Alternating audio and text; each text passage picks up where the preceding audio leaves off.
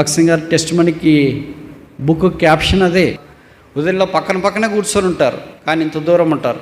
భార్య భర్తలు స్కూటర్ మీద పక్కనే కూర్చొని ఉంటారు, కానీ తూర్పుకు పడమరుకున్నంత దూరం ఉంటుంది. వాళ్ళేమో మీ నాయన వచ్చినాడా అని అంటారు, ఈయనేమో మీ అమ్మ వచ్చిందే అంటారు.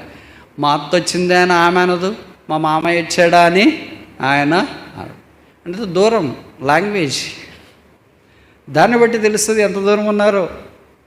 భార్య భర్తలు ఇంత దూరం ఉంటే ఇంక పిల్లలు ఎంత దూరం ఉండాలా, వాళ్ళు ఎంత దూరం ఉంటే సంఘంలో విశ్వాసులు ఎల్డర్స్ మాలాంటి వాళ్ళు ఇంక అందరు కలిసి ఎంత దూరం అయి ఉండాలా. అంతా చాలా దూరం అయిపోయినాం. ఇప్పుడు దాకా మన జీవితం అంతా విషయమేమో, ప్రార్థన విషయము, ఎక్కడికి వెళ్ళిన విషయము, ఏం చేసినా విషయం, ఏం మాట్లాడుతున్న విషయం. కొంతమందికి మనం మాట్లాడితేనే, చూస్తేనే, అంతా కూర్చోవాలంటేనే, మన ఊపిరంటేనే, మనమంటేనే పడని వాళ్ళు చాలామంది ఉంటారు. నాకు సుఖమైన దుఃఖమైన, కన్నీరైన ఓదార్పైన, జీవమైన మానమైన, బాధ అయినా నిట్టూర్పైన నా గమ్యం ఒక్కటే. మన జీవితంలో ఎన్నో అప్పులు ఉన్నాయి, రోగాలు వచ్చి ఆసుపత్రి పాలయం, కొంతమంది ప్రియులను కోల్పోయినారు. మన కళ్ళెదుటే మనతో పాటు ఉండేవాళ్ళు, పాటలు పాడేవాళ్ళు, వాక్యం చెప్పేవాళ్ళు, సేవకులు, మన చేతులు మన తల మీద చేతుల నుంచి ప్రార్థన చేసిన వాళ్ళు, బాప్తిసం వాగ్దానం ఇచ్చిన వాళ్ళు, బాప్తిసం ఇచ్చిన వాళ్ళు, హస్త నిక్షేపణ చేసిన వాళ్ళు, మనకు సహాయం చేసిన వాళ్ళు, మన మందిరానికి వచ్చిన వాళ్ళు, లేకపోతే ఇంకెన్నెన్నో రకాలుగా మనకు పరిచయం చేసిన వాళ్ళు కొంతమంది లేకపోయారు. మనకు కూడా అలాగే అనిపిస్తుంది. నాలంటోడు ఏంటి ఫెయిల్ కావడం ఏంటి, నాలంటోడు ఏంటి పాటలు రాకపోవడం ఏంటి, నాలంటోడు ఏంటి వాక్యం రాకపోవడం ఏంటి, నాలంటోడు ఏంటి అవమానం గుడ్డు కావడం ఏంటి, నాలంటోడు వెళితే ఆ పని ఫెయిల్ అయిపోయి వస్తున్నా, నాలంటోడు ఏంటి ఇంత ఓడిపోవడం ఏంటి. క్రైస్తవేమో ఒక యాత్ర, ఒక ప్రయాణం, వెళ్తూనే ఉండాలా. మనమేమో ఆగిపోతూనే ఉంటాం. మనకు వెళ్ళడం అంటే ఇష్టం ఉండదు, ఆగిపోవడం అంటే ఇష్టం. యెహోషువ గ్రంథము 3వ అధ్యాయము 4వ వచనాన్ని కలిసి చదవగలిగిన వాళ్ళు ఈ భాగాన్ని బిగ్గరగా స్పష్టంగా చదవండి. మీకును దానికి దాదాపు 2000 కొల మూరల ఎడముండవలను. మీరు వెళ్ళు త్రోవ మీరు ఇంతకు ముందుగా వెళ్ళినది కాదు.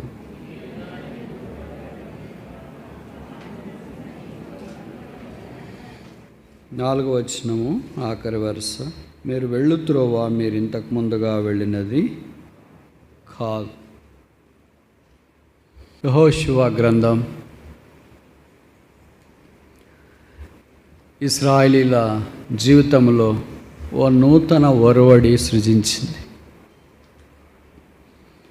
ద్వితీయోపదేశ కాండం దాకా పంచకాండాలు వారి పాత జీవితాన్ని జ్ఞాపకం చేస్తున్నాయి. 430 సంవత్సరాలు బానిస సంఖ్యలలో బంధించబడిన వృత్తాంతమే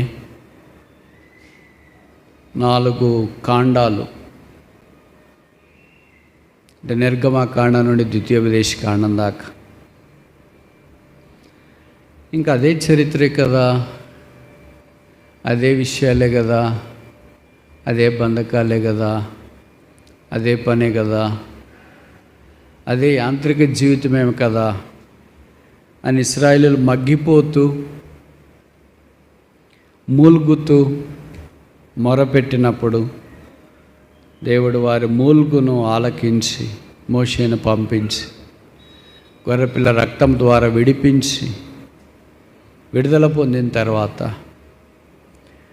వారు ఎర్ర సముద్రం దాటి 40 ఏళ్ళ అరణ్యంలో ప్రయాణం చేసి ఇప్పుడు యోర్దాను దాటి కొత్త దేశంలోనికి వచ్చినారు. న్యూ ల్యాండ్, కొత్త దేశం, న్యూ లీడర్, కొత్త నాయకుడు. మోషే లేడు, ఇప్పుడు యెహోషువ వచ్చి న్యూ ఎక్స్పీరియన్స్, కొత్త అనుభవం, న్యూ జనరేషన్, క్రొత్త తరం, న్యూ లీడింగ్, క్రొత్త నడిపింపు.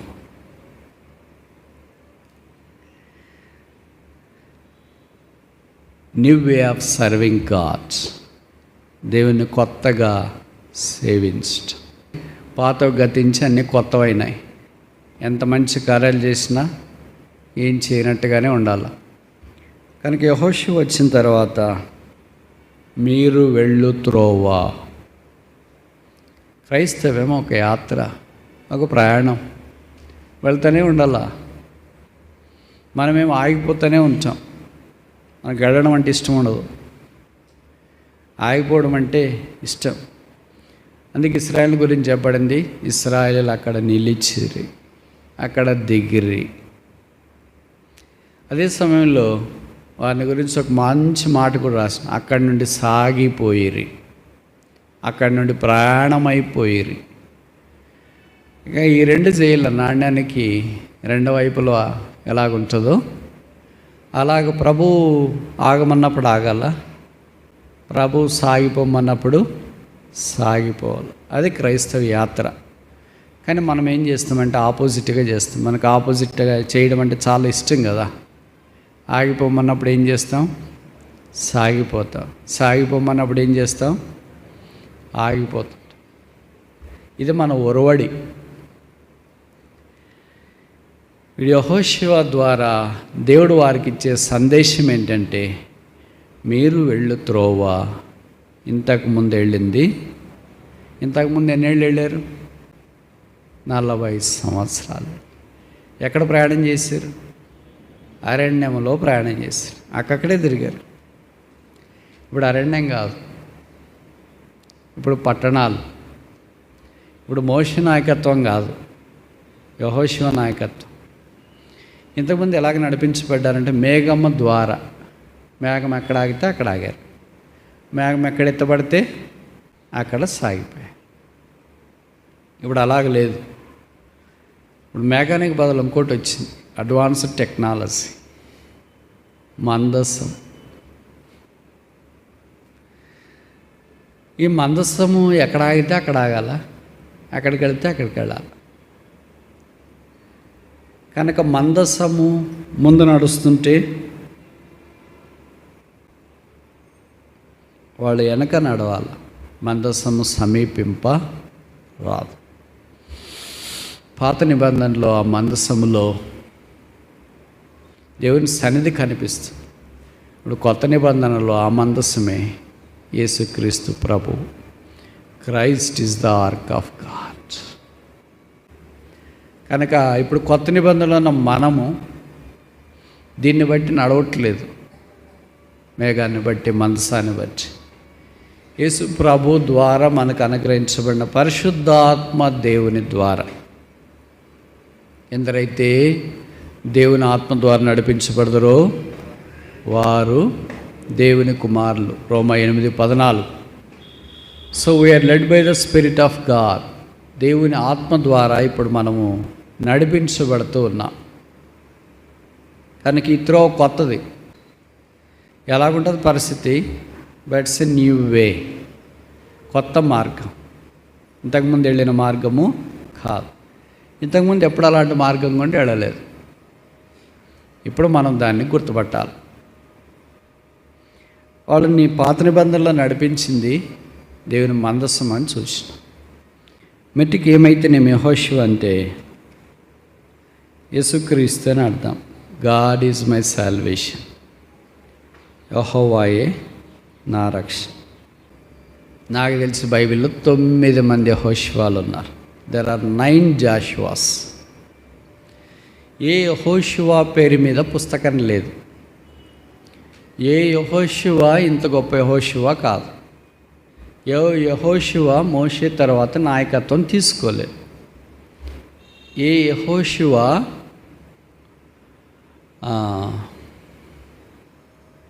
సూర్యుని చంద్రుణ్ణి ఆపలేదు. ఒకే ఒక్కడు యేసుక్రీస్తు ముంగుర్తు, ఆయన ఈ యెహోషువ. ఇంక యెహోషువ నాయకత్వంలో దేవుని ప్రజలు ఇప్పుడు క్రొత్త దారిలో వెళ్ళాలి. మీరు వెళ్ళు మార్గము లేదా త్రోవ ఇంతకుముందు వెళ్ళినది కాదు. చాలా త్రోవలు ఉన్నాయి.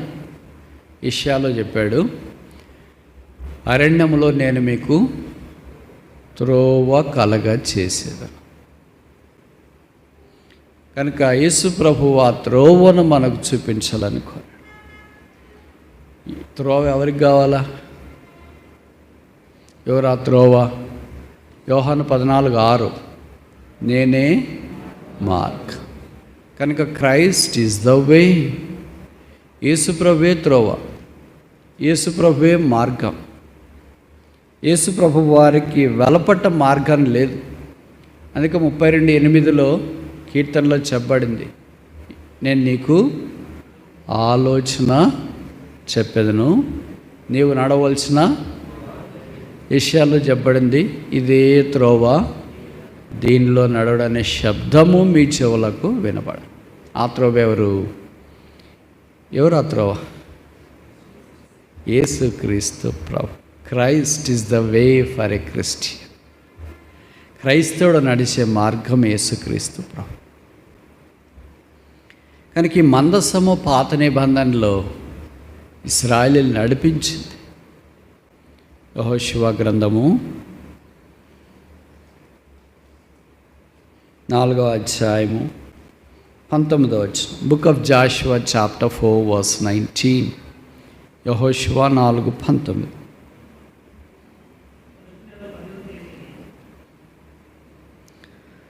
చదవండి.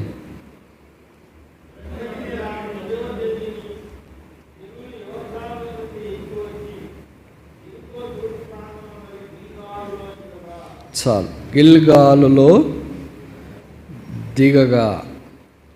కనుక మొట్టమొదట దేవుని మనసు. ఇశ్రాయేలు దిగిరి అంటే అర్థం ఏంటి? వాళ్ళతో పాటు ఏమొచ్చిండాలో ముందు, వాళ్ళతో పాటు ముందు మందసము బయలుదేరింది. ఇవన్నీ మనకు తెలుసు కదా.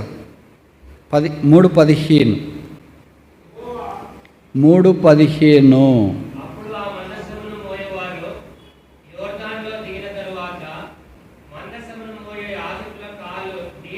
చాలు. ముందేం నడుస్తుంది? మందసము నడుస్తుంది. కనుక మందసం ఏ మార్గంలో వెళితే దేవుని ప్రజలైన ఇశ్రాయేలీలు కూడా అదే మార్గంలో వెళ్ళాలి. ఇశ్రాయేలీలు గిల్గాల్లో దిగిరంటే అంతకుముందు ఏం దిగిందని అర్థం? దేవుని మందసం అక్కడ దిగింది అని అర్థం. మందసం అంటే ఒక కానక పెట్టి మాదిరి పెట్టి ఉంటుంది. కొద్దిగా పాత నిబంధనలు అది ఎంత గౌరవంగా ఉండేది. 2 వైపులా రెక్కలు ఉంటాయి. తర్వాత మందసములో అవసరమైన సామాగ్రి దేవుడు ఏర్పాటు చేసి హెబ్రీ పత్రికల ఆ సంగతులు వివరంగా రాసినారు. కనుక కొత్త నిబంధనలో ఆ మందసము యేసు ప్రభు అని మనకు తెలుసు. ఇప్పుడు వాళ్ళు ఎక్కడికి వచ్చినారంటే గిల్గాలుకు వచ్చారు. గిల్గాల్ అంటే అర్థము దొర్లించబడట. చూడండి 5వ అధ్యాయము 9వ వచనం. 5:9. అప్పుడు యెహోవా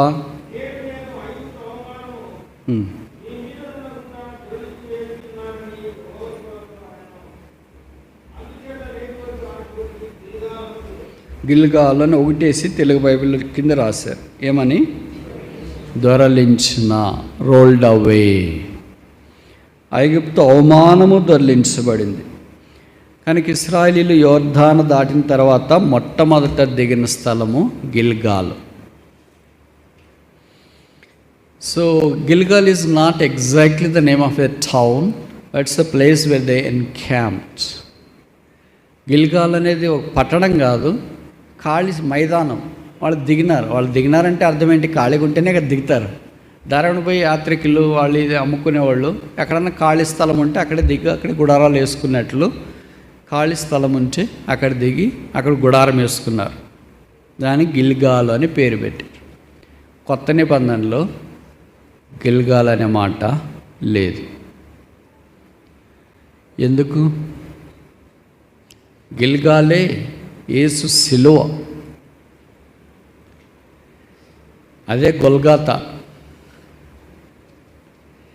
అంటే నింద మనకి ఎక్కడ దొర్లించబడింది? మన అవమానం ఎక్కడ తీర్చబడింది?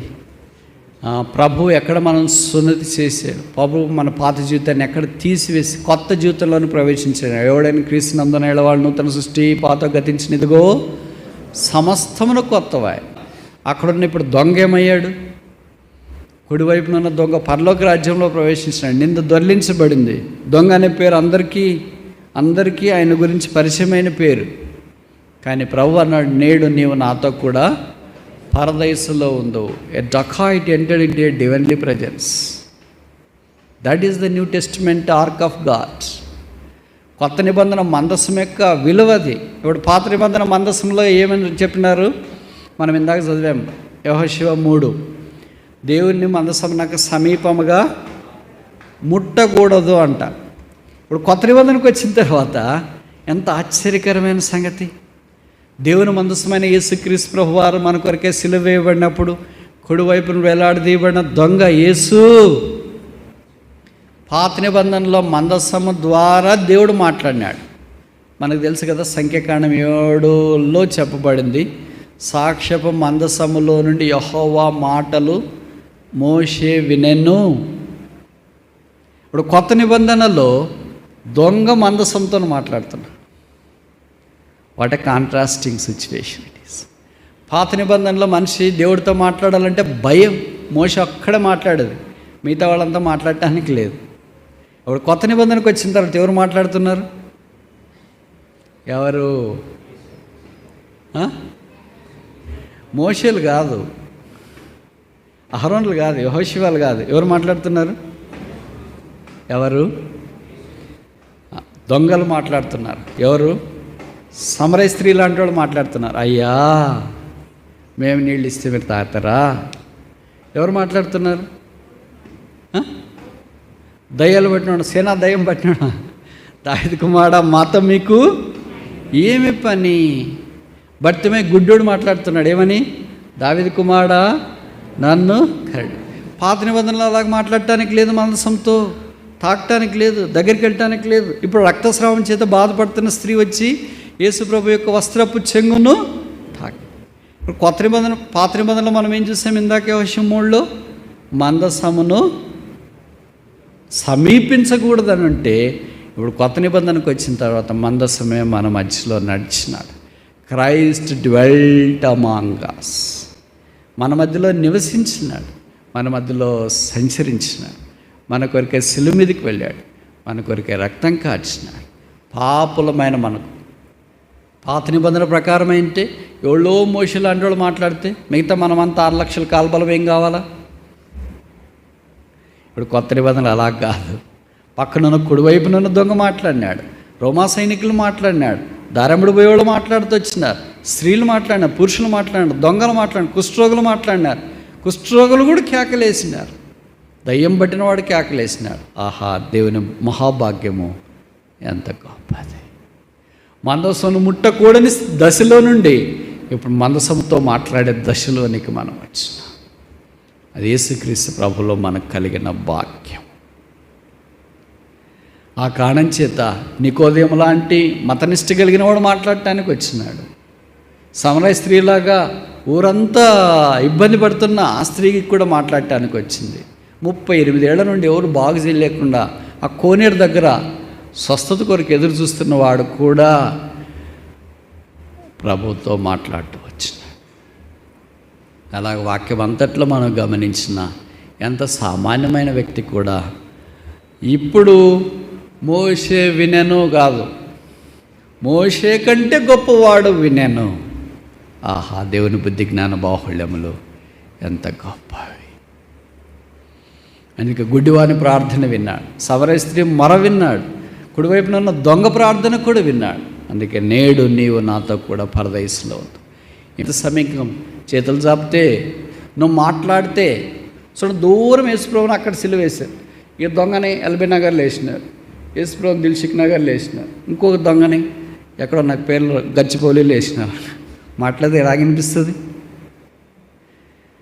అంటే ఇప్పుడు దొంగ పలికిన మాట, యేసు నీవు నీ రాజ్యంలోనికి వచ్చినప్పుడు నన్ను జ్ఞాపకం చేసుకునే మాట వినిపించాలి కదా.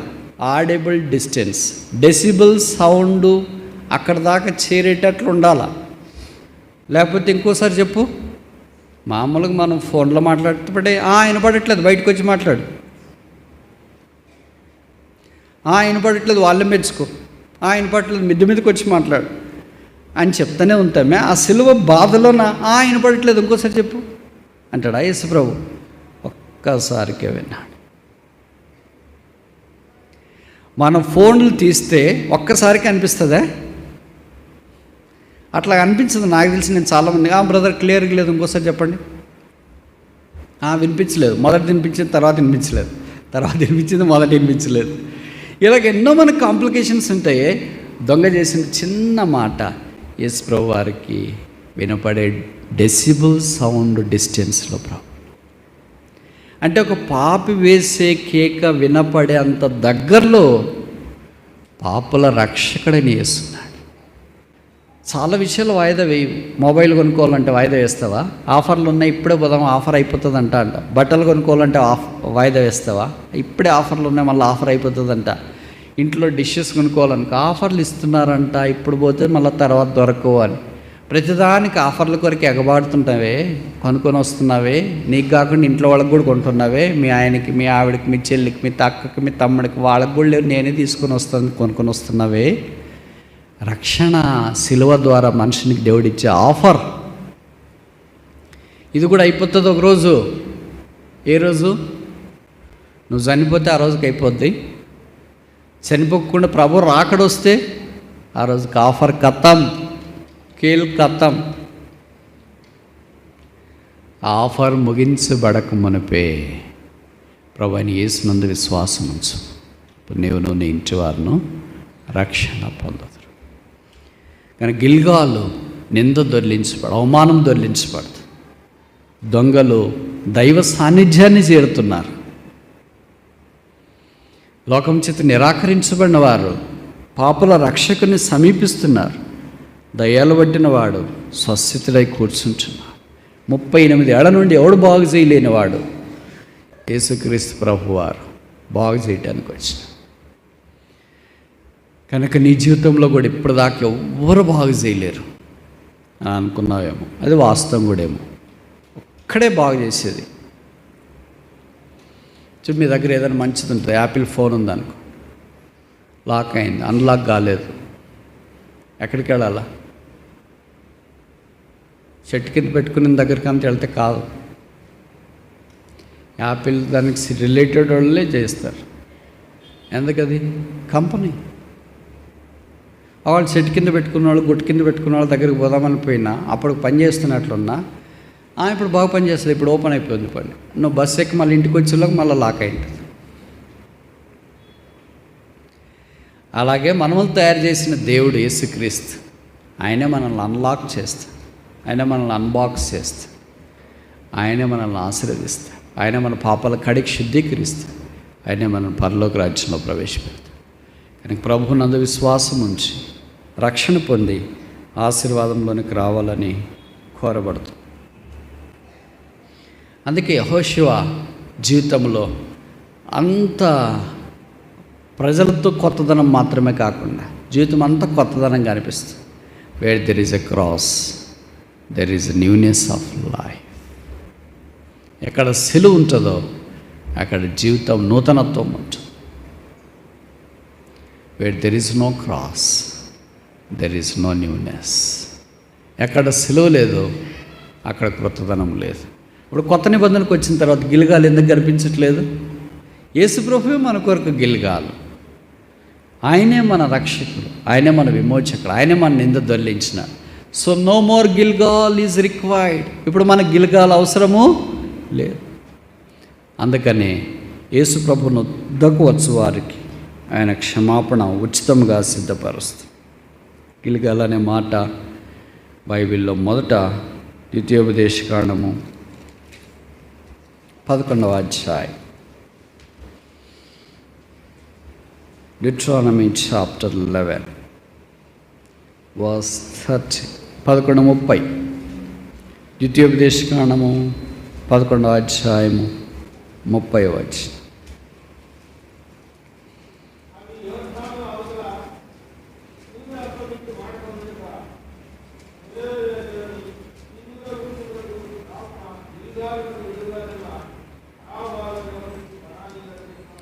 గిల్గాల్ నాకు ఎదురుగా. నాకు తెలిసి బైబిల్లో గిల్గాల్ అనే మాట మొదటి ఇక్కడే కనిపిస్తుంది.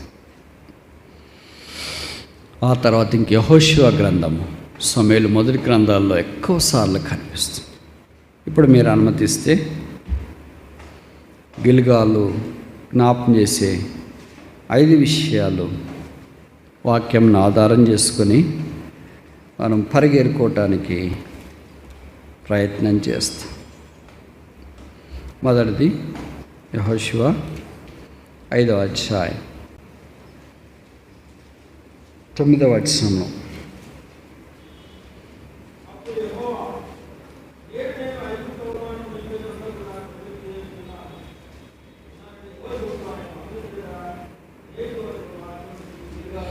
ఇప్పుడు దాకా మనం దీని గురించి ఆలోచన, నేటి వరకు ఆ చోటికి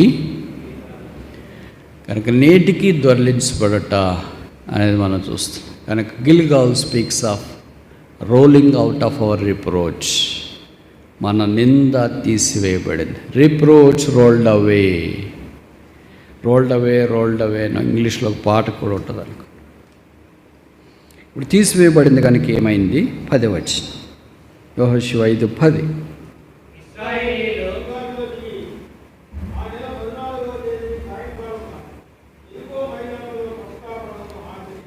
చాలు. Where there is a Gilgal there is a passover. ఎక్కడ గిల్గాల్ ఉంది అక్కడ పస్కా ఉంది. This is the first time the people of Israel kept the passover feast in the new land, promise land, వాగ్దానం చేయబడిన కనాను దేశంలోనికి. ఏ దేవుడైతే 4 తరాల తర్వాత నీ ప్రజలు అనగా అబ్రహాముతో దేవుడు వాగ్దానం చేసినాడు, నువ్వు చూస్తున్నదంతటినీ నీ ప్రజలందరికీ నేను ఇచ్చివేస్తానని వాగ్దానం చేశాడు. ఆ వాగ్దానం నెరవేర్పుగా ఈ ఇశ్రాయేలు ప్రజలు కనాన్లోనికి వచ్చిన తర్వాత చేసిన మొదటి పండుగ ఏంటి? ఏం పండుగ? మనలాంటి పండుగలు కాదు. ఏం పండుగ? పస్కా. పస్కా అంటే ఏంటి? పాస్ ఓవర్, దాటి పోవట్. గిల్గాల్ అంటే అర్థం ఏంటి? ఏం తేడా రెండిటికి? Both are same. దాటిపోతేనే దొర్లిపోతావు, దాటిపోకపోతే దొర్లిపోవు. పాస్ ఓవర్ అంటే బైపాస్ మాదిరి అనమాట. బైపాస్నే పాస్ ఓవర్ అంటాం. కొత్త నిబంధనలు యేసుక్రీస్తు ప్రభువే మన పస్కా బలి పశువు. Christ is our paschal lamb. కనుక మొట్టమొదటి పండగ మనకేంటంటే యేసుక్రీస్తు ప్రభు యొక్క శిలువ బలియాగం. అది మొట్టమొదటి ఇశ్రాయేలు ఆచరించి. ఇప్పుడు నేను ఒక ప్రశ్న అడగొచ్చా మిమ్మల్ని? 40 సంవత్సరాలు ఇశ్రాయేలీలు అరణ్యంలో ఉన్నప్పుడు ఎన్నిసార్లు పస్కాను ఆచరించిన? ప్రశ్న అర్థమైంది అనుకుంటా. మొదటిసారి ఆచరించినారు ఎక్కడ? నిర్గమకాండంలో రామశేషులో ప్రతి వాళ్ళ ఇంటికి ఒక గొర్రెపిల్లను అర్పించి అడ్డకమ్మిలికి నిలువు కమ్మిలికి రక్తం పోసుకుంది. బాగుంది, ఆచరించి. తర్వాత ఎన్నిసార్లు ఆచరించిండాలా? సంవత్సరానికి ఒకసారి. ఎన్నేళ్ళు ఉన్నారు అరణ్యంలో? 40 ఏళ్ళు. 40 ఏళ్ళు 40 సార్లు ఆచరించినారా లేదా? ఎన్నిసార్లు ఆచరించినారు? అంత టైం యాడుంది కదా. ఎప్పుడో అప్పుడు ఆచరించినా వచ్చేసినా ఇంకంతే. ఆ రక్తం ద్వారా అలాగే దొర్లుకొని వచ్చినాం. ఇట్లే ఆ పేరు, ఆ బ్రాండ్, దాంతోనే అట్లా దొర్లుకొని వస్తూనే ఉంటాం. ఎంతకాలం? 40 ఏళ్ళు దొర్లుకొని వచ్చి. దేవుడు కరుణా సంపన్నుడు.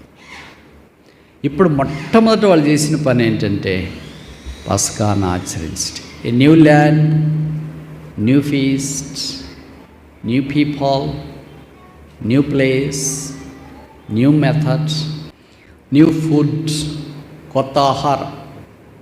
ఇప్పుడు అన్నీ మారిపోయినాయి. హెల్త్ కేర్ ఎక్కువైంది.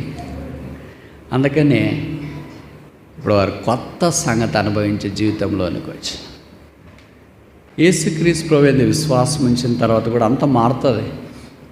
మారట్లేదంటే నిజంగా విశ్వాసం ఉంచలేదేమో అని అనుమానం. A new life starts at the cross. గిల్గాల్ speaks of the new life. గిల్గాల్ నూతన జీవితాన్ని మాట్లాడుతుంది. పస్కా నూతన జీవితాన్ని గురించి జ్ఞాపకం చేస్తుంది. ఇప్పుడు గిల్గాల్ వీరి దినాలు అన్నింటిలో ఎక్కడికి వెళ్ళినా తిరిగి ఎక్కడికి వచ్చినారు? గిల్గాల్కి వచ్చి. ఎక్కడికి వెళ్ళినా మనం ఎక్కడికి రావాలా? భూమి గుండ్రంగా ఉందని సిలువ దగ్గరికి రావాలి. We have started our Christian life at the cross. We have to come again 360 degrees to the cross. యెహోషువ ఎక్కడున్నాడు? ఎక్కడున్నాడు యెహోషువ? చూడండి 10వ అధ్యాయం 6వ వచనం ఆఖరి వరుస.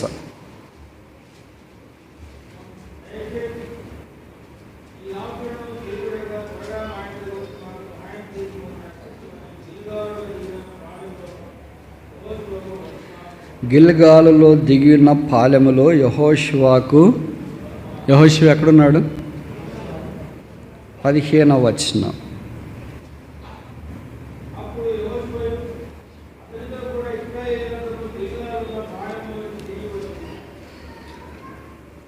పదో అధ్యాయం 43వ వచనం.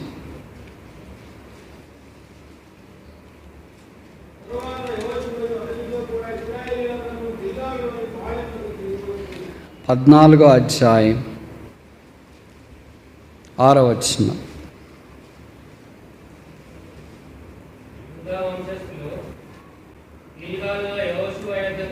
చాలు. ఇవన్నీ మాటల్లో ఏది highlight word? Gilgal is associated with Joshua, the leader of the people of Israel.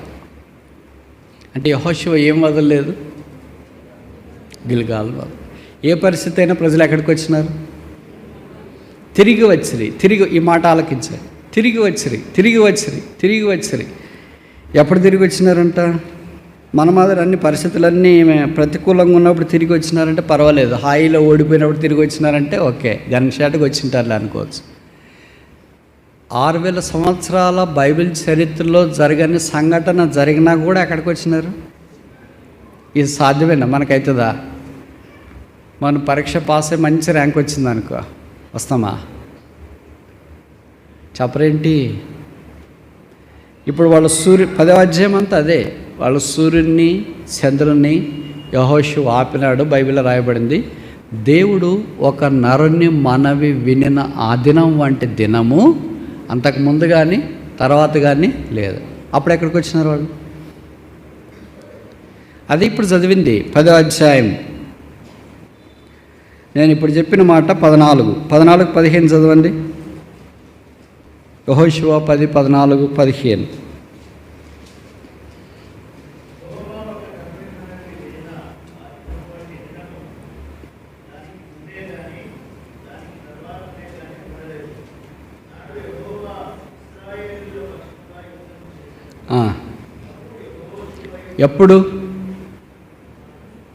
ఎప్పుడు ఫెయిల్ అయినప్పుడా? ఇల్లు దొరికినప్పుడా? రోగం వచ్చినప్పుడా? పాస్ అయినప్పుడా? ఎప్పుడు? 6000 సంవత్సరాల మానవ చరిత్రలో ఎప్పుడూ జరగని ఒక సంఘటన జరిగినప్పుడు. ఒకవేళ యెహోషువ దాకే తీసుకుందాంలే, 5 పుస్తకాలు ఎప్పుడు జరగని సంఘటన జరగనప్పుడు. అలాంటిది ఎప్పుడైనా మన జీవితంలో జరగదు, ఎందుకంటే దేవుడికి మన సంగతి బాగా తెలుసు కదా. ఒకవేళ జరిగింది అనుకో, అప్పుడు యెహోషువయు అతనితో కూడా ఉన్న ఇశ్రాయేలీయులందరూ గిల్గాల్లోని. This is the highlight lesson for a believer. నువ్వెంత వైభవములో ఉన్నా ఎక్కడికి రావాలా? సిలువ దగ్గరికి. ఎంత పడిపోయినా ఎక్కడికి రావాలా? సిలువ దగ్గరికి. ఈ సిలువే నాకు శరణ్యం. ఒకవేళ మన మాది 6 లక్షల కాల్బలం ఉండింది అనుకో, వాళ్ళు ఇంకా ఎక్కువైనారు అనుకో, ఇక్కడ వాళ్ళలో కొంతమంది అన్న భజన పరులు ఉంటారు కదా, వచ్చి అన్నా మీరు ప్రార్థన చేసే సూర్యుడు ఆగిపోయాడు, చంద్రుడు ఆగిపోయాడు, మోషే ఏం లాభం, అహరోన్ ఏం లాభం, కంపేర్ చేసేవాళ్ళు ఉంటారు కొంతమంది. వాడు పనే అది. మిర్యామకి ఏం లాభం లేదు, అస్సలు మీలాంటి నాయకుడే లేడన్నా అని వచ్చి చెప్పేవాళ్ళు. అది వాస్తవమే, తప్పేం కాదు, నిజమే అది. మరి మోషే చేయని అద్భుతాలు దేవుడు యెహోషువ ద్వారా చేయించినాడు అని అంటే, రండి బ్రదర్, కూర్చోండి బ్రదర్, అది బ్రదర్, ఇది బ్రదర్ అని వాళ్ళతో పాటు తాళాలు కొట్టలే. అప్పుడు యెహోషువాయు ఎట్లొచ్చింది యెహోషువకి మనసు? నాకైతే రాదే. విజయం వస్తే రాదే, దేవుని మందిరం గుర్తురాదే, సిలువ గుర్తురాదే, డబ్బులు వస్తే గుర్తురాదే, జీతం వస్తే గుర్తురాదే, కొడుకు పుడితే గుర్తురాదే, కూతురు పుడితే గుర్తురాదే, పెళ్ళైతే గుర్తురాదే, పెళ్ళి అయి పిల్లలైతే గుర్తురాదే, ఇల్లు కట్టుకుంటే గుర్తురాదే, బండి కొంటే గుర్తురాదే, కారు కొంటే గుర్తురాదే, మా పిల్లలు అమెరికాకు పోతే గుర్తురాదే, అమెరికాలో ఇల్లు కొంటే గుర్తురాదే, రాదే. మరి ఎంత పడిపోయాం మనం, యెహోషువ స్టాండర్డ్కి రాలేదనుకుంటా. అప్పుడు మన బైబిల్లో ఉందా? మన జీవితంలో ఉందా? తిరిగి వచ్చి కనుక ఇది మనము దేవుని ప్రజలుగా నేర్చుకోవాలి. ఎక్కడికో పోయి తిరిగేసి వచ్చినావు అంటే, ఆయ దగ్గరికి పోయినావు, ఓడిపోయినావు, కురంగ తీయబడినావు, అది ఆకాన వస్త్రం, అది ఇది అన్నీ అంతా పాడైపోయింది జీవితం అంతా. యెహోషువ లాంటివాడు కూడా తన తల మోకాళ్ళ మధ్యలో పెట్టుకొని ఏడ్చేంత స్థితికి వచ్చినాడు. దేవుడు యెహోషువను కూడా దర్శించే పరిస్థితికి వచ్చింది. యెహోషువ ఎంతకాలం అలాగుంటాం? యెహోషువ కూడా మన మాదిరి మనుషుడే కదా. ఆయన కనిపించింది, అసలు నాలంటోడు ఏంటి, ఓడిపోవడం ఏంటి? మనకు కూడా అలాగే అనిపిస్తుంది. నాలంటోడు ఏంటి, ఫెయిల్ కావడం ఏంటి? నాలంటోడు ఏంటి, పాటలు రాకపోవడం ఏంటి? నాలంటోడు ఏంటి, వాక్యం రాకపోవడం ఏంటి? నాలంటోడు ఏంటి, అవమానం గుడ్డు కావడం ఏంటి? నాలంటోడు వెళితే ఆ పని ఫెయిల్ అయిపోయి వస్తున్నా, నాలంటోడు ఏంటి, ఇంత ఓడిపోవడం ఏంటి? యోర్దాను దాటించిన నాలంటోడు ఏంటి, ఈ చిన్న హాయిని ఓడించలేకపోవడం ఏంటి? అంతమందిలో అవమానం కలిగి, బ్రదర్ నేను ఒక్కడే ఓడిపోతే నాకు బాధ లేదు బ్రదర్, అందరూ ఓడిపోయారు, వాళ్ళు తిట్టుకుంటారన్న బాధ వేరేది. దేవుని నామం కూడా అవమానపరచబడింది కదా. అనిజర్ల మధ్యలో హాయి, గెలిచింది అన్నట్లుగా ఉంది కదా. అయ్యో యెహోషువ ఏడ్చిన. ఇప్పుడు దేవుడు యెహోషువను ధైర్యపరిచి లేవనెత్తినాడు. యెహోషువ లేచిన కనుక అలాంటి పరిస్థితులు అన్నిట్లో నుండి ఎక్కడికి వచ్చినారు? అప్పుడు యెహోషువ దేవుని ప్రజలు కలిసి గిల్గాలుకు వచ్చి, మన జీవితంలో ఎన్నో అప్పులు ఉన్నాయి, రోగాలు వచ్చి ఆసుపత్రి పాలయం, కొంతమంది ప్రియులను కోల్పోయినారు. మన కళ్ళెదుటే మనతో పాటు ఉండేవాళ్ళు, పాటలు పాడేవాళ్ళు, వాక్యం చెప్పేవాళ్ళు, సేవకులు, మన చేతులు మన తల మీద చేతుల నుంచి ప్రార్థన చేసిన వాళ్ళు, బాప్తిసం వాగ్దానం ఇచ్చిన వాళ్ళు, బాప్తిసం ఇచ్చిన వాళ్ళు, హస్త నిక్షేపణ చేసిన వాళ్ళు, మనకు సహాయం చేసిన వాళ్ళు, మన మందిరానికి వచ్చిన వాళ్ళు, లేకపోతే ఇంకెన్నెన్నో రకాలుగా మనకు పరిచయం చేసిన వాళ్ళు కొంతమంది లేకపోయారు. అయితే వాక్యంలో చెప్పబడింది, అప్పుడు యెహోషువ తన ప్రజలను గిల్గాలకు వచ్చి, నాకు సుఖమైన దుఃఖమైన, కన్నీరైనా ఓదార్పైన, జీవమైన మానమైన, బాధైన నిట్టూర్పైన నా గమ్యం ఒక్కటే, గిల్గాలు, సిలువ. ఆ సిలువ శ్రమలతో పోల్చుకుంటే నా శ్రమలు ఎనదగినవి కాదు. ఆ సిలువలో వేలాడదీయబడిన రక్షకుని చూస్తే నా జీవితం ఎన్నికైంది కాదు. కనుక ఆ సిలువ ద్వారా నేను ధైర్యపరచబడి ముందుకు సాగిపోవాలని తీర్మానం, తిరిగి రావాలి. మీరు వెళుతురోవా ఇంతకుముందు వెళ్ళింది కాదు, దాన్ని గుర్తుపరచాలి. కనుక మొదటి పాఠం ఏంటంటే, గిల్గాల్లో దొర్లించబడింది రక్షణ లేని వారు, అలాగే నింద దొర్లించబడటానికి తీర్మానం చేసుకోవాలి. రక్షించబడిన మనము గిల్గాలకు దూరమైనామని గుర్తించి యెహోషువ వలె తిరిగి గిల్గాలకు వచ్చుట అవసరం.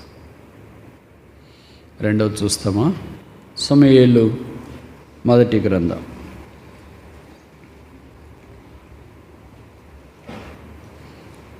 11వ అధ్యాయం 15వ వచనం. 1 Samuel chapter 11 verse 15.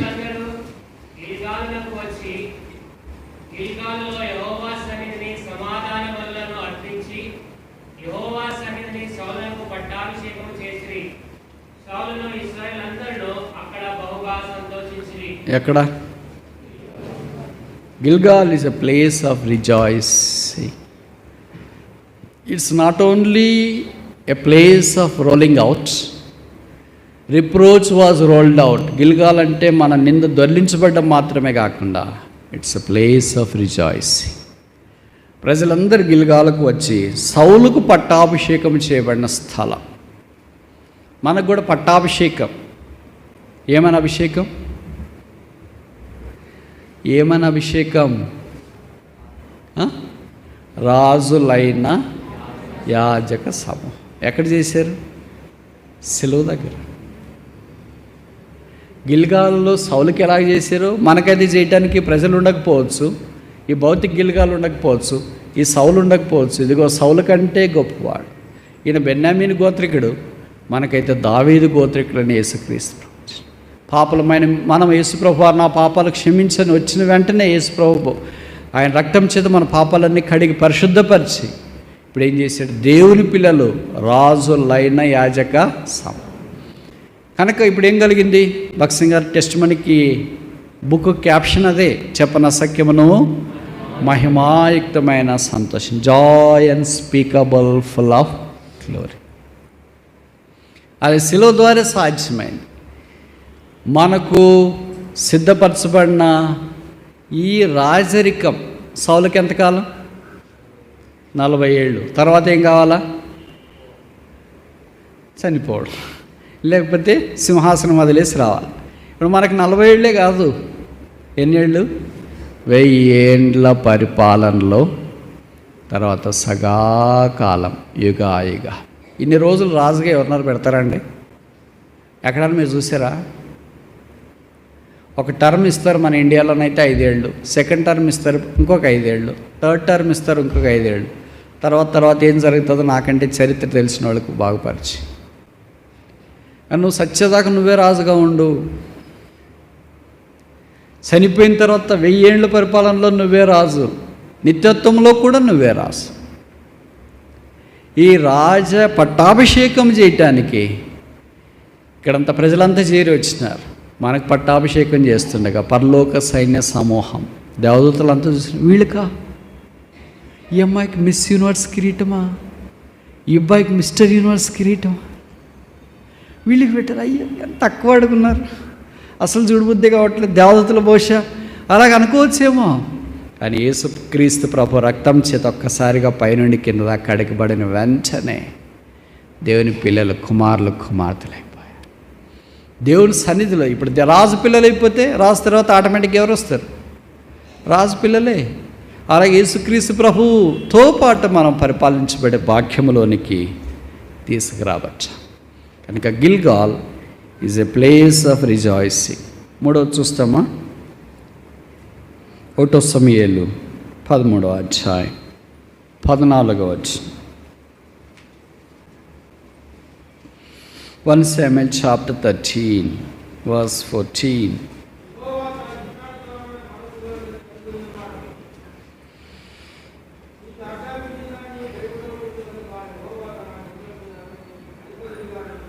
పదిహేనవ వచనం, verse 15. చాలు. సమూయేలు లేచి చెప్పండి. చాలు.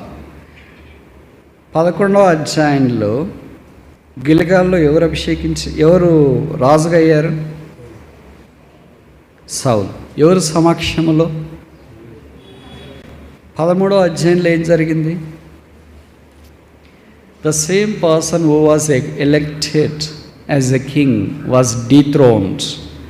ఎవరైతే ఏ సౌలునైతే దేవుడు రాజుగా చేశాడో ఆయన్నే దేవుడు ఇప్పుడు ఏం చేశాడంటే నిరాకరించి. 2 అధ్యాయాల్లో ఇంత మార్పు వస్తుందా? 11వ అధ్యాయంలో అభిషేకము, 12వ అధ్యాయంలో సరదాగా ఉన్నాడు, 13వ అధ్యాయంకి వచ్చేటప్పటికి become a rebellious person. And that rebellion took place in Gilgal. That is so strange. ఆ తిరుగుబాటు ఎక్కడైతే అభిషేకించబడ్డాడో అదే స్థలంలోనే తిరుగుబాటు వచ్చింది. చూడండి 13వ అధ్యాయం 8వ వచనం. సమూయేలు చెప్పినట్టు అతడు 7 దినములాగి సమూయేలు గిల్గాలకు రాకపోతియు జనులు తన యొద్ద నుండి చెదిరిపోటయు చూచి. 12వ వచనం.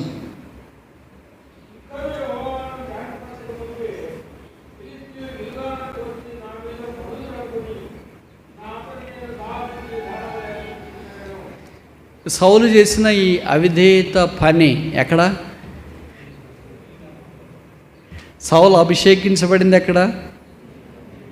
Is it possible that a same place can be a place of rebellion? ఏ స్థలంలోనైతే అభిషేకించబడ్డాడో అదే స్థలమే తిరుగుబాటుకు కారణం అవుతుందా? చరిత్ర చెప్తుంది మరి. The place of rejoicing has become a place of rebellion. ఎక్కడైతే జనులు సంతోషించినారో, ఏ సమూయేలు ఎదుట ప్రజలు సంతోషించినారో, ఏ సమూయేలు అభిషేకించడానికి అనుమతించినాడో, అదే సమూయేలు దగ్గర ఉన్నప్పుడే దేవుడు నేరుగా మాట పంపించినాడు. విచిత్రం ఏంటంటే సమూయేలునకు సౌలును తప్పించడం ఇష్టం లేదు. కొంతమంది ఫ్యాన్స్ ఉంటారు కదా, సౌలు పెద్ద ప్రవక్తే, బట్ సమూయేలుకి అంటే సౌలు అంటే చాలా ఇష్టం, దావీదంటే ఇష్టం లేదు. స్ట్రేంజ్ కదా. అట్లుంటుంది కొంతమందికి. ఈశ్వరుగా ఆత్మీయులను ఇష్టపడాల, కానీ శరీరానుసారాలను ఇష్టపడ్డారు. ఎందుకని? చాలా కారణాలు ఉంటాయి. దావీదుని ఎందుకో సమూయేలు ఇష్టపడట్లేదు, ఎందుకో కారణం తెలియదు, బైబిల్లో రాయలేదు, నాకు కూడా తెలియదు ఎంత ఆలోచించినా. లోకంలో కూడా అంతే. ఆత్మీయులు కొంతమంది శరీరానుసారం బాగా ఇష్టపడుతుంటారు. దేవుడు నిరాకరించిన వారిని అంగీకరిస్తూనే ఉంటాడు. ఎంత దేవుడు సౌలు నిరాకరించినాడంటే సమూయేలు వెళ్ళి ప్రార్థన చేసినాడు దేవుడి సన్నిధిలో, ప్రభా ప్లీజ్ నన్ను బట్టైనా ఉంచు తీసేద్దంటే దేవుడు ఒకే మాట షడప్, మాట్లాడదు. ఇంకా నేను చెప్పినాను, దాన్ని చేసి నెరవేరుస్తాను, నువ్వు వెళ్ళు. ఇప్పుడు ఎవరు ప్రార్థన చేసినా కూడా నేను అంగీకరించే స్థితిలో లేను. అందుకే ఇప్పుడు మనం చదివిన 14వ అధ్యాయం 13-14 దేవుడు తన చిత్తానుసారమైన ఒక మనిషిని కనుగొని ఉన్నాడు. Let this Gilgal may not be a place of rebellion for us. మనకి ఈ గిల్గాలు సౌలుకు కలిగినట్లుగా ఏంటి తిరుగుబాటు స్థలంగా ఉండకుండాను గాక. దేవుడు మన విషయంలో ఇలాంటి నిర్ణయము చేయకుండాను గాక. మనం తిరిగి గిల్గాలునకు వత్తముగాక. It's a place of replacement. దేవుడు రీప్లేస్ చేస్తాడు, చెయ్యడు అని అనుకోవద్దు.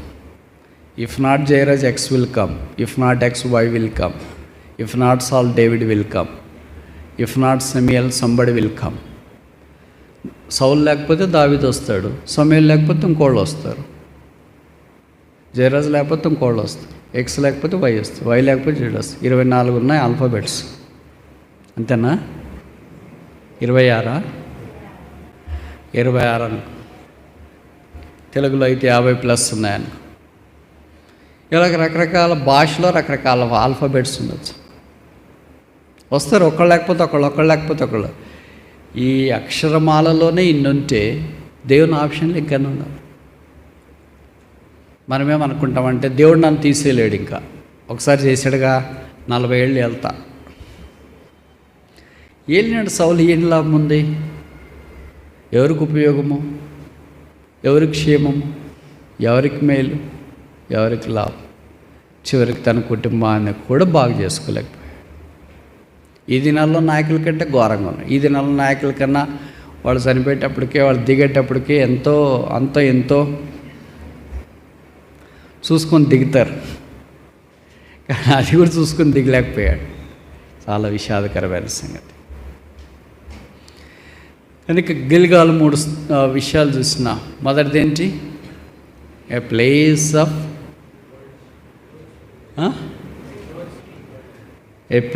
ఆఫ్ రోలింగ్ అవే, నింద తొలగించబడ్డ. రెండవది గిల్గాలు ఏ ప్లేస్ ఆఫ్ రిజాయిసింగ్, సంతోషమున కారణమైన స్థలం. మూడవది ఏ ప్లేస్ ఆఫ్ రీప్లేస్మెంట్, దేవుడు తిరిగి ప్రత్యామ్నాయాన్ని తీసుకుని వస్తాడు. దేవుడు తన చిత్తానుసారుడైన మనిషిని కనుగొని ఉన్నాడు. ఇప్పుడు సమూయేలు కూడా ఏం చేయలేకపోయాడు. ఆ మాటలు విన్న తర్వాత దేవుడు ఎంత మంచోడంటే, ఏది సమూయేలు చేయలేడో అది సమూయేలు నోటి గుండానే పలికించింది. అందుకనే తన చిత్తానుసారుడైన మనిషిని దేవుడికి అనుకున్నాడు, జనుల మీద అధిపతిగా నియమించినాడు. ఇంక నీ ఇష్టము, నేనేం చేయలేను అని సమూయేలు సౌలుకు విన్నవించిన సంగతి మనకు పరిచయం. ఇప్పుడు 4వ చూస్తామా? రాజుల 2వ గ్రంథము 4వ అధ్యాయం 38. 2 Kings chapter 4 verse 38.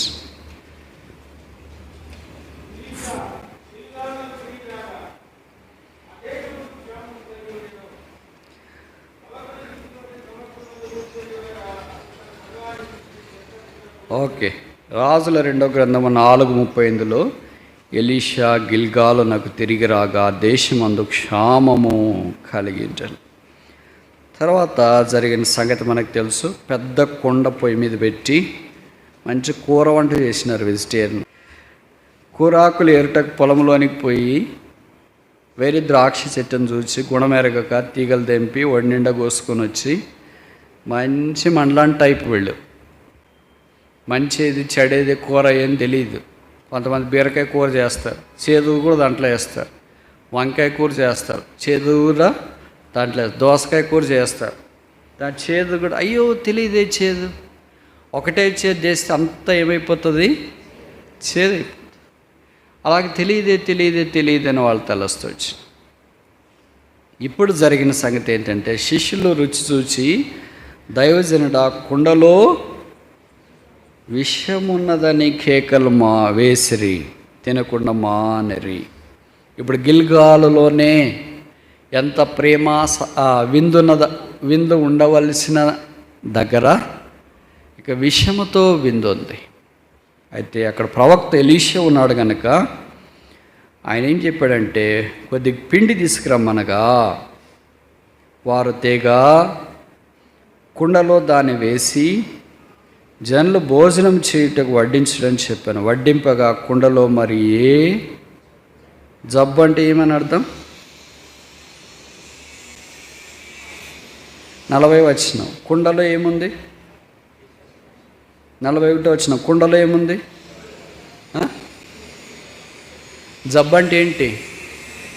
విషం. కుండలో విషం ఏమైపోయింది? కుండలో దేవుడు ఆశీర్వాదకరమైన, ఆరోగ్యకరమైన, క్షేమకరమైన సత్తు కలిగించింది. ఎవరా కుండ? కొరింథీ పత్రికలో చెప్పబడింది కదా, మట్టి ఘటములో మహిమైశ్వర్. మన హృదయం అనే లేదా మనిషిని కొండలోన ఏమున్నాయంట? దైవజనుడా ఆ కుండలో విషయం ఉంది. అక్కల విషయం, అన్నల విషయం, ఆయనల విషయం, ఈయనల విషయం, స్పీకర్ల విషయం, అందరిలో విషయం ఉంది. అది విషయం బాగా కావాలంటే ఏం చేయాలా? పిండి తీసుకురావాలా. ఏంటి పిండి అంటే ఏమైంది అర్థం? గోధుమ పిండి అనుకోండి, మొక్కజొన్న పిండి అనుకోండి, దాని రూపం అంతా మారిపోయింది. అదే యేసుక్రీస్తు ప్రభువు కనుక పిండి ఫ్లో. మనకు తెలుసు కదా, లేవీకాండంలో కొన్ని అర్పణలు ఉన్నాయి. ఇది ఒకలాంటి అర్పణ. పిండి తీసుకొని వస్తారు ఒక నైవేద్యంగా. రూపమంతా కోల్పోయి, ఇప్పుడు పిండితోనే కదా రొట్టె చేసేది ఆదివారం. పిండి చేయకుండా రొట్టె చేస్తారా? పిండి చేయకుండా రొట్టె కాదు. ఏమవుతుంది మరి? సంగటి అవుతుంది. తెలుసు కదా మీకు ఈ పదం. నూకలుంటే సంగటి అవుతుంది, అన్నం అవుతుంది. పిండి ఉంటే ఏమవుతుంది అక్క?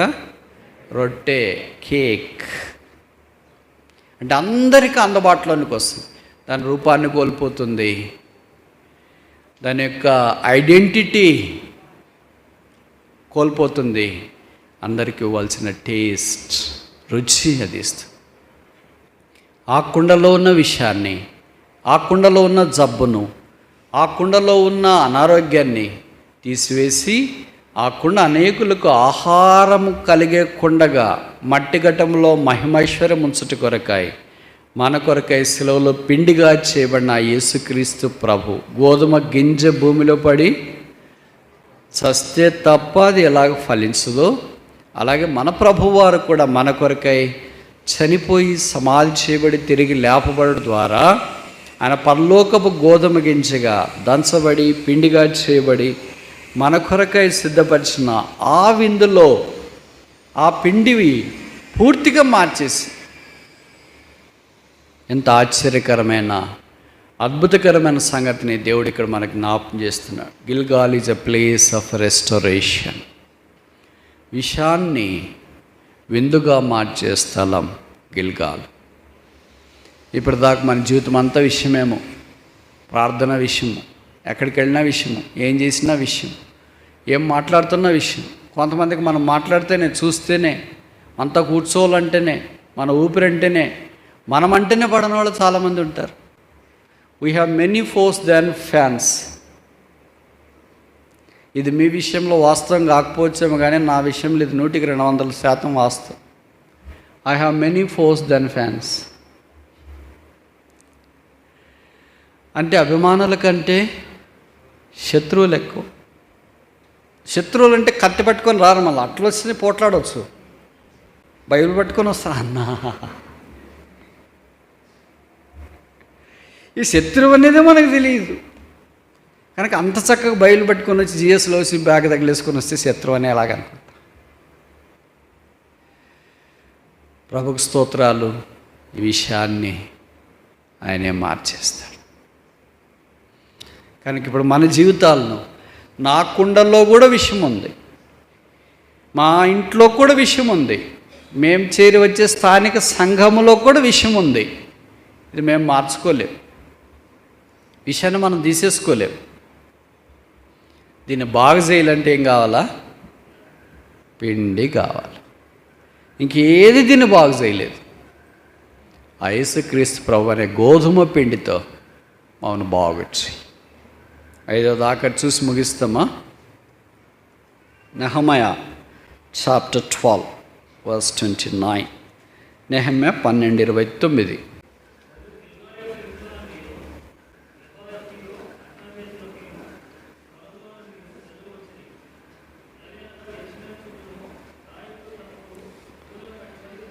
యెరూషలేము చుట్టూ ఉన్న స్థలాలు, గిల్గాల్ కూడా ఒకటి.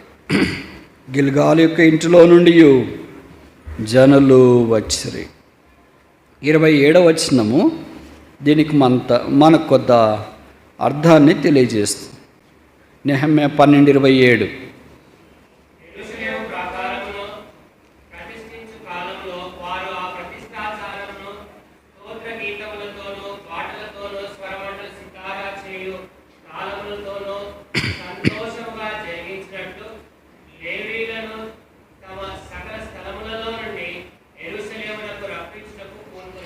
ఎవరున్నారు ఇప్పుడు గిల్గాల్లో? వాళ్ళు ఏం చేయాలి? వచ్చి స్తోత్ర గీతాలు, పాటలు, స్వరమండలం, సితారతో ప్రభు సన్నిధిలో యెరూషలేములో సంతోషం. సమాధానకరమైన పట్టణం, దేవుడున్న స్థలం, మందస్సున్న స్థలం, దేవుని నివాసస్థలమైన స్థలం యెరూషలేమును ప్రభువు కట్టాలని కోరుతాడు. అక్కడికి ఎవరిని తీసుకురావాలని కోరారు? ఎవరిని? లేవీలను. ఎక్కడి నుండి వచ్చారు వాళ్ళు? గిల్గాల్లో నుండి వచ్చారని వాక్యంలో మనం చూస్తున్నాం. It's a place of residence. Where are we residing? మనం ఎక్కడ నివసిస్తున్నాం? Close to Jerusalem. ఒకవేళ అట్లా లేకపోయినా ఆత్మలో, ఆత్మీయమైన విషయాలలో దేవుని ప్రజలతో కలిసి ఉండటానికి heart must knit together with the God's people. దేవుని ప్రజలతో దైవికమైన కార్యక్రమాల కొరకు కలిసి సాగిపోవటానికి, దేవునికి స్తోత్రగానం చేయటానికి, దేవుని ఆరాధించటానికి, దేవుని ప్రజలతో సంతోషించటానికి యెరూషలేములోనే వాళ్ళు ఉన్నారు. వాళ్ళు గిల్గాల్లో ఇక్కడ మేము ఆరాధన చేస్తామని చెప్పలే లేవీలు. వాళ్ళు యెరూషలేములోనికి పాత నిబంధనలు వచ్చినట్లు వాక్యంలో మనం చూస్తాం. అందుకే మనం దీనికి ఏం పేరు పెట్టాం? Place of residence. మన నివాస స్థలం ఎక్కడ? దేవుని ప్రజలు మన నివాసం. అందుకే ప్రభు అన్నాడు కదా, ఏమని? I will dwell among them. నేను వారి మధ్య నివాసం చేతను. They shall be my people, I shall be their God. వారు నా ప్రజలై ఉంటారు, నేను వారి దేవుడనై ఉంటాడు. కనుక దేవుని ప్రజలు ఎక్కడున్నారు? దేవుడు అక్కడే ఉన్నాడు. అక్కడికి చేరి రావాలని కోరబడుతుంది. నెహెమ్యా 4:19 పని మిక్కిలి గొప్పది, మీరు ఏలాడముగా ఉన్నారు, బాకానాదం వినబడగా మీరు దగ్గరికి రండి, మన దేవుడు మన పక్షమున ఇద్దాయి. దూరం దూరం వెళ్ళిపోయారేమో. దూరం అంటే భౌతిక దూరం కాదు, not geographical distance, longitudes latitudes జీపీఎస్లో చూపించేది కాదు. ఉదయంలో పక్కనే కూర్చొని ఉంటారు, కానీ ఇంత దూరం ఉంటారు. భార్య భర్తలు స్కూటర్ మీద పక్కనే కూర్చొని ఉంటారు, కానీ తూర్పుకు పడమరుకున్నంత దూరం ఉంటుంది. వాళ్ళేమో మీ నాయన వచ్చినాడా అని అంటారు, ఈయన మీ అమ్మ వచ్చిందే అంటారు. మా అత్త వచ్చిందే అని ఆమె అనదు, మా మామయ్య వచ్చాడా అని ఆయన అంటే దూరం లాంగ్వేజ్. దాన్ని బట్టి తెలుస్తుంది ఎంత దూరం ఉన్నారో. భార్య భర్తలు ఇంత దూరం ఉంటే ఇంకా పిల్లలు ఎంత దూరం ఉండాలా? వాళ్ళు ఎంత దూరం ఉంటే సంఘంలో విశ్వాసులు ఎల్డర్స్ మాలాంటి వాళ్ళు ఇంకా అందరు కలిసి ఎంత దూరం అయి ఉండాలా? అంత చాలా దూరం అయిపోయినాం. ప్రభు పిలుస్తున్నాడు, మీరు చాలా దూరం వెళ్ళిపోయారు, మీరు దగ్గరికి రండి. గిల్గాల్లో ఉన్న లేవీలారా దగ్గరికి రండి, యెరూషలేముకు దూరంగా వెళ్ళిపోయిన వారులారా దగ్గరికి రండి. ఇది నెహెమ్యా దినాల్లో దేవుడు చేస్తున్న కార్యం. ఇప్పుడు నెహెమ్యా మనకు లేడు, పరలోకపు నెహెమ్యా మనకున్నాడు. నెహెమ్యా అయితే కొన్ని నెలలే, నాకు తెలిసి 3-4 నెలలే ప్రార్థన చేసినాడు కన్నీటితో. అయితే పరలోకపు నెహెమ్యా బైబిల్లో రాయబడింది, ఆయన శరీరధారి అయిన దినాల్లో మానక మన కొరకై కన్నీరు విడిచుచు ప్రార్థన చేస్తూ వచ్చినాడు. నెహెమ్యా అయితే ఒక్క సుషోను కోటలో మాత్రమే ఉండగలిగినాడు. ఈ పరలోకపు నెహెమ్యా పరలోకములో దేవునితో పాటు ఉన్న నెహెమ్యా. ఈ నెహెమ్యా అయితే సుషోను కోటలో నుండి మాత్రమే బయలుదేరి వచ్చినాడు. ఈ పరలోకపు నెహెమ్యా పరలోకంలో నుండి మన కొరకే మానవుడిగా దిగి వచ్చిన. ఇదిగో నెహెమ్యా కంటే గొప్పవాడు ఇక్కడ ఉన్నాడు. ఇప్పుడు ఈ నెహెమ్యా పిలుస్తున్నాడు, రండి, ద వర్క్ ఈజ్ గ్రేట్, పని మిక్కిలి గొప్పది. మీరు ఎందుకు ఎడమకున్నారు? మన పనులు మనకి గొప్పవి, మన ఉద్యోగాలు గొప్పవి, మన బాధ్యతలు గొప్ప, మన ఇంటి పనులు గొప్ప, మన కిచెన్లు గొప్ప, మన ఇవే మనకు గొప్పది. దేవుని పని మనకు గొప్పదిగా అనిపించట్లేదు, ఎందుకంటే దేవుని మనం గొప్పగా ట్రీట్ చేయట్లేదు. అందుకే దేవుని ప్రజలారా రండి రండి, ప్రభుకు స్తోత్రాలు. దేవుని మాట ప్రకారం నెహెమ్యా ప్రకటించగా ప్రజలు స్పందించి అలాగొచ్చినారు. నెహెమ్యా దినాల్లో గొప్ప ఉద్యమం వచ్చింది. యెరూషలేము కట్టబడింది. యెరూషలేమును కట్టవాడు యెహోవాయే. పాత నిబంధనలో నెహెమ్యా ఆధ్వర్యంలో కట్టబడింది. ఇప్పుడు కొత్త నిబంధనలో మత్తయి 16:18 ప్రభు అన్నాడు, ఈ బండ మీద నా సంఘమును కట్టు. Is the master builder. ఇప్పుడు ఆయన కడుతున్నాడు. రండి, మరి ఎవరు సహకరిస్తారు? ప్రభువా, నేను ఇక్కడ ఉన్నాను, నన్ను కూడా వాడుకో. మీరు వెళ్ళి త్రోవా ఇంతకుముందు వెళ్ళింది కాదు, మీరు దాన్ని గుర్తుపరచవలెను. మొదటి స్థలము, మందసము ఉంచబడిన మొదటి స్థలము గిల్గాల్. గిల్గాల్ జ్ఞాపకం చేసి 5 విషయాలు చూసిన. మొదటిది ఏంటి? Rolling away, place of roll away, భారము నింద దొల్లించబడ్డ. రెండవది ఏంటి? ఎ ప్లేస్ ఆఫ్ రిజాయిసింగ్, సంతోష హేతువైన స్థలం.